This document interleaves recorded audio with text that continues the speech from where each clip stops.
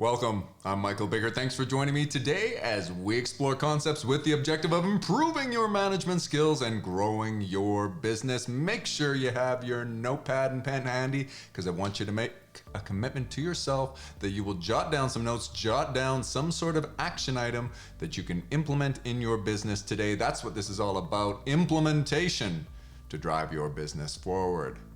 Now, right now, there are a lot of small businesses that are hurting. I mean, I suppose throughout history, it has been a real challenge to start and maintain, grow a small business. But I would say now, certainly more than at any other time in my life, there is a real crisis as it relates to small and medium-sized businesses. There are so many restrictions and so many changing rules, and things are changing so fast. The environment is very difficult. Having said that, I will acknowledge, and I really respect this observation that I've made, is that small business owners are they're nimble, they are innovative, creative, they just have a way. They're very resilient. They find a way to persist and to prevail and to move forward. So I want to look at that a little bit, and I want to congratulate you for, tuning in, doing something to try to move your business forward. These are really difficult times, and you know that I think that there is nothing more important to our economy than the proliferation of many thriving small and medium-sized businesses. So I really hope that I can be of assistance to many of you out there. So it was posed to me, what do I do? My business is not growing. My business is stagnant. I'm really afraid. There's a lot of businesses around going out of business that are not able to make it, and capital is running low. What do I do? And of course, I wish I had some sort of magic wand that I could wave and assist everybody. I wish I even had advice that I could give that would tell you specifically what to go and do. But because there are so many different types of businesses, so many different industries affected, and the various viewership that are tuning in right now may be in a variety of businesses, I've got to keep things a little more general, but still this will be relevant to every single one of you. This is universal advice. So let's think this through together. If in any way your business is not performing the way you want it to, we have to sort of go back to basics. In our mind, I just want to sort of teach you or work through this with you. How do you do this? How do you analyze? What mental roadmap should you follow to try to solve your problems in business? And what I do when somebody poses a question like that to me is I think, okay, well, what do we have for basic building blocks? What do we know for sure? What are the first principles? Well, it all comes down to two things. I want to keep it really simple today and have you take away these two things, this concept, this really simple concept, and then apply it in your business to try to see where you can develop a strategy for improvement. And the two things are value and marketing. Okay? Stay with me here.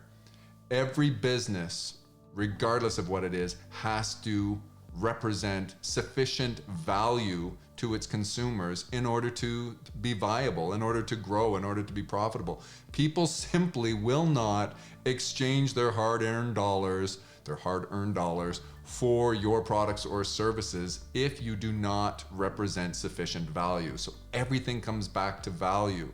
And secondly, if you have great value, you have to communicate that to the market in some way. And that's what we refer to as marketing. So your problems really come down to one of those two things. If you are not moving forward in your business the way you want, I keep stumbling on trying to describe that because there's a variety of symptoms that you may be experiencing. But the bottom line is, if you are not performing, if you are disappointed in the trajectory of your business, I want you to go to either value or marketing, and it could be both. So let's take a little bit of a deeper dive into both of those things. Most of this is review, and we do have videos that we tackle both of these issues in much greater detail, and you should visit those for assistance once you've decided which of these two things or what you need to learn more about in order to develop your strategy. So value, remember, value has 4 constituent components. Value consists of the convenience for customers, customer experience, and we've always said there's a little bit of overlap there, but those are not the same thing, the quality, and the pricing. And then when we look at each of those things individually, we can think about, well, how do you improve your customer service? How do you improve your customer experience? How do you improve the quality of your product or service? And how do you improve the pricing equation? How do you either lower your pricing or ensure that you are competitively priced? And I just want to bring up one other aspect of pricing, and that is affordability. You might say, well, that goes without saying, but I differentiate that, and I want to highlight that because you might have great value in terms of the pricing when you look at it through the lens of, well, we're very competitively priced, I'm less than my competition, or the margins that I make are really, really small. Let's take that latter example there. Your margins do not necessarily mean you're priced well. If you have razor thin margins, maybe you're even losing money, that does not mean that you are priced in a way that's going to move the market, because perhaps you are operating inefficiently. Maybe there's a lot of waste, and that's the reason that your margins are so small, not because you are representing great value in terms of price. But another, in the former example, that you're competitively priced in the market, you've determined that what you offer is a viable solution in terms of a product or service to your target market at a price that is competitive with, ideally, or lower than, I suppose ideally you'd be lower than your competition, but that it's perceived as very good value, then that is great. But what we're talking about when we say affordability is, what if people still can't afford your product? And there's all sorts of reasons for that, but it may be that you have a wonderful product that people aspire to have, but it's considered luxury in nature. So when you consider Maslow's hierarchy of needs, maybe your product or service is way up on that. It's not a basic fundamental thing that people need to have. And that can be a problem for your business as well. So in these times where businesses are struggling, where the market is really skewed from all sorts of forces that are at play these days, you may think that, well, things have been really good up until now, but perhaps there is a change in the market in terms of your target market. Maybe your product is more luxury and people can't afford that right now. So even though in the 4 constituents of value, price, you may say, well, I'm priced really well. Don't forget that part of pricing is affordability, and I would put that under the same umbrella as pricing. It's a bit of a different concept though, because you may be priced very good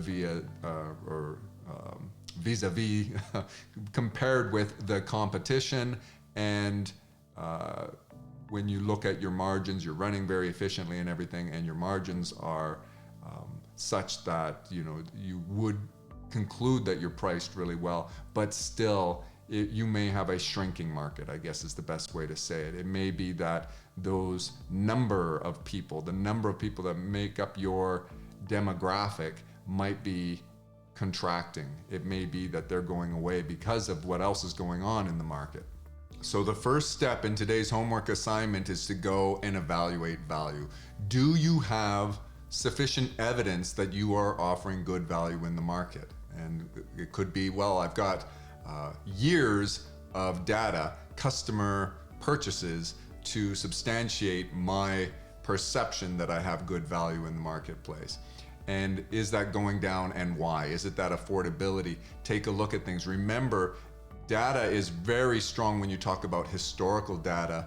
It's a very strong indicator and something that you can use as proof of concept if you're a newer business, but the longer a history you have this proof, that market proof, that you are offering good value, but that can change. What was great value yesteryear may not be this year. there's all sorts of reasons for that. So it's worth exploring and taking a look at it and seeing what the numbers indicate, seeing what the data and the market feedback indicate, and go to those 4 constituents of value. Take a look continuously, not just now, not just when times are tough. In fact, if you're watching this and for whatever reason, congratulations, you're doing really well, then I still want you to go back to value and always be looking for how can you innovate? How can you improve your unique value proposition to the market? Because things do change, and there's no shortage of businesses out there who at one time or another were representative of great value to their target market, and then eventually that equation changed and the market no longer viewed them as a valuable product or service and abandoned them, and they lost market share and eventually went under. You don't want, regardless of if you're already experiencing stagnation or decline in business, or if you're doing really well, you want to take the time to visit value. So once again, I can't harp on this enough. Your customer experience. What can you do to improve your customer experience? What can you do to improve convenience for your customers? What can you do to increase the quality of your products or services? And you can look to the constituents of your product or service. What raw materials go into it? And if you are selling service, and labor and specialized knowledge is at the root of what makes your quality, then look at that. How do you get better people, so to speak? How do you make sure that you have more specialized knowledge than the competition? And then lastly, your pricing. Continue to look at your pricing. And if you do ascertain that maybe I am in a shrinking market for whatever reason, based on affordability or something, you may need to pivot. You may need to innovate in such a way. You may need to add product offerings that are attractive to somebody who is outside your original target market. You may need to expand your target market or entirely change it based on that. I don't want you to go to that as a default. I just want you to consider these things.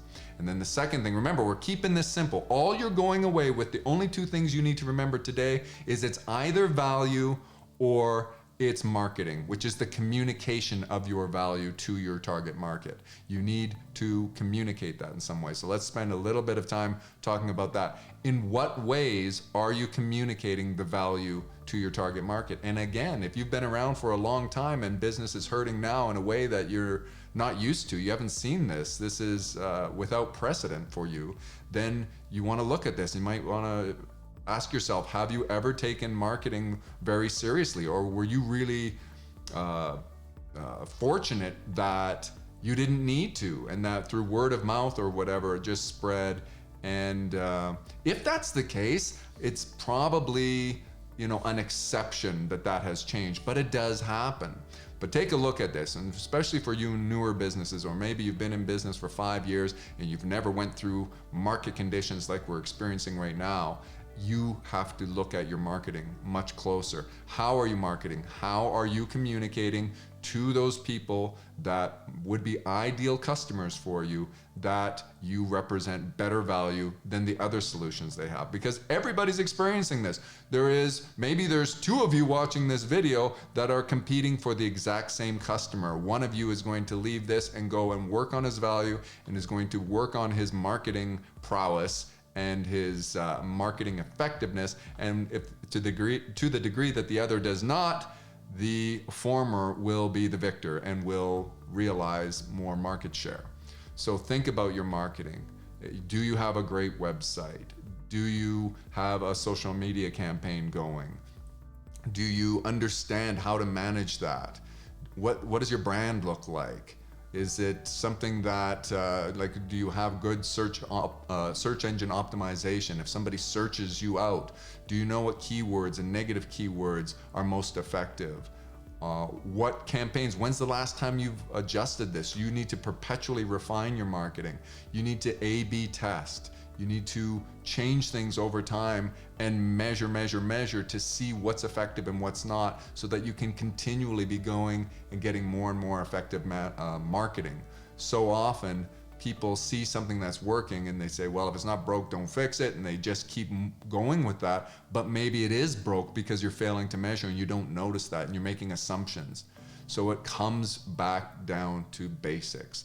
simple things. And as I said earlier, we have videos in which we elaborate a great deal on these individual concepts. So I didn't want to get into them too much, but I want to keep it simple because a lot of people are hurting and are a little bit frazzled. And what happens when you're in that state of mind is that you look, maybe you start micromanaging, you're looking at too many details, everything gets jumbled up, and you should go back to basics in these cases and think about things very logically. Then you can build up from there and you can determine and ascertain whether or not there's something on the value side of things, or your value is great, you represent great value, but nobody knows about it, if it's a giant secret. And just another note on measurement and taking a look at it, there's so many things you can measure. We talk about report cards, performance analytics, and again, we have several, I think 3 or 4 videos on that you can visit and take a look at what you should be looking at. But in today's video, I just want to remind you that I like to look more granular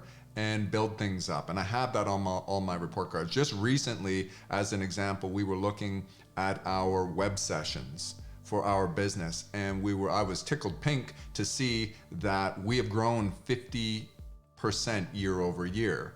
And so 50%, thousands and thousands more customers are visiting our website this year than they did at this time last year. And so that's a measurement that you would want to dig down a little bit deeper. You don't just want to look at your leads as an example and say, oh, my marketing is good because I have lots of leads. There can be all sorts of reasons for that, and that's great.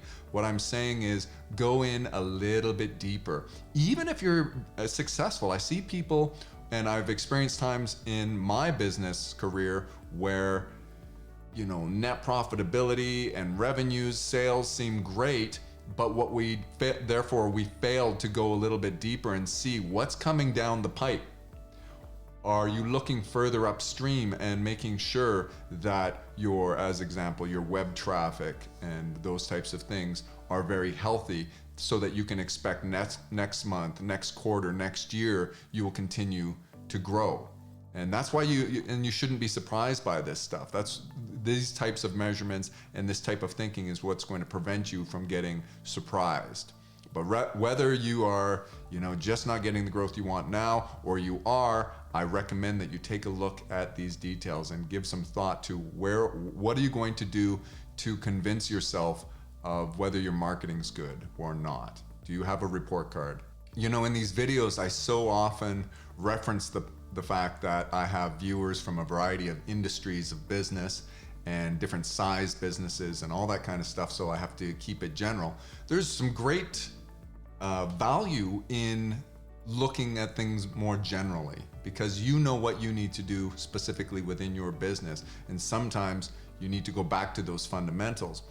But having said that, if you want for me to dig in specifically to your industry, if you want me to cover in greater detail what I would do in industry A, B, or C, and a business that has this particular demographic as a target market or operates in a particular geographical region, and you want to present challenges that would be more relevant to your particular challenges, then I've commonly said, leave in the comments something and I'll reach back, I'll circle back to that. What I'm finding is, and I'm getting some feedback, that people want to be more anonymous, and they're afraid of leaving a comment that may expose, exactly who they are, what their business is, and it's more personal about, keeping their cards close to their vest about what challenges they're having. And so what I've done is I've created an app. I'll just leave a link in the description. Don't think of it as an app, actually. We've created a link,